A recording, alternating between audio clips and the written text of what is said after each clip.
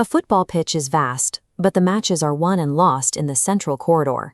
The midfield unit acts as the primary connective tissue of a team, carrying the ball from deep defensive lines and delivering it into advanced attacking zones.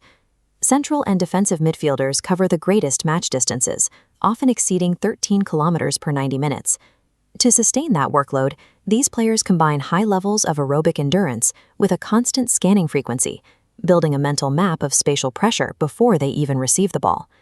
Historically, these players were categorized by static positional numbers, the 6, the 8, and the 10. These labels defined where a player stood on the pitch, rather than what they actually did. Contemporary tactics have moved away from these rigid designations. The modern game favors highly fluid, space-oriented archetypes, where players are required to perform multiple transitional phases simultaneously.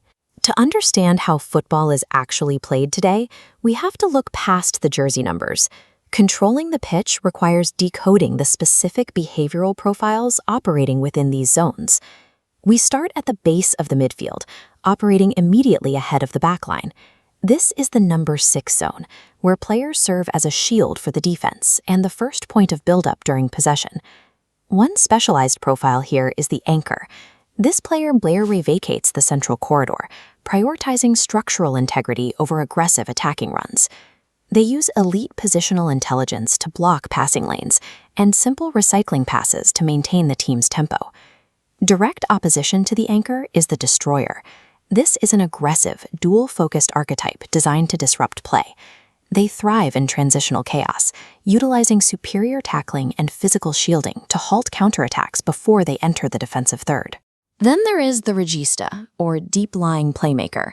Positioned deep to find space away from heavy pressure, they dictate the match through long switches and line-breaking passes. While technically supreme, they often lack physical defensive presence, requiring more industrious partners to preserve the team's balance. Niche variations further expand this deep zone. The Space Eater uses massive ground coverage to intercept passes. The halfback drops between the center backs to facilitate the buildup, and the Segundo Volante combines deep defensive cover with late vertical runs into the opponent's penalty area. Occupying the 6th position provides a range of strategic options: a defensive shield, an aggressive disruptor, or a deep creative hub. Moving into the center of the pitch, we enter the transition zone. This band of number 8s links deep possession to final third penetration. The most athletic profile here is the box-to-box midfielder. Defined by continuous vertical running, they track back to engage in central duels before sprinting forward to join the attack as a late-arriving scoring threat. The Mezzala drifts laterally from the center into the half spaces, creating local overloads with wide forwards. To balance this, a Carriero on the opposite side slides wide horizontally, covering spaces vacated by advancing fullbacks. The central band relies on this type of asymmetrical balance, combining vertical offensive aggression with horizontal defensive cover. Finally, we reach Zone 14, the attacking pocket between the opponent's midfield and defensive lines. This highly congested corridor demands elite technical quality and rapid decision-making. Historically, this zone belonged to traditional playmakers. The classic 10 roamed laterally across the final third to find passing lanes, while the South American enganche acted as a stationary central pivot, distributing the ball to runners from a fixed position. Modern attacking variations often discard standard playmaking for off-the-ball movement.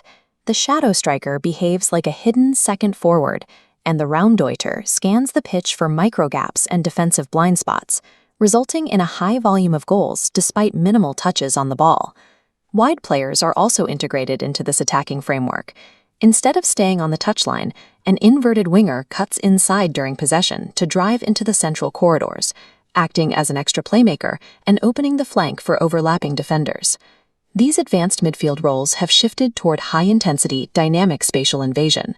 A functional midfield is not created by stacking individual talent, but by pairing archetypes so that their structural limitations are mitigated by a partner's strengths.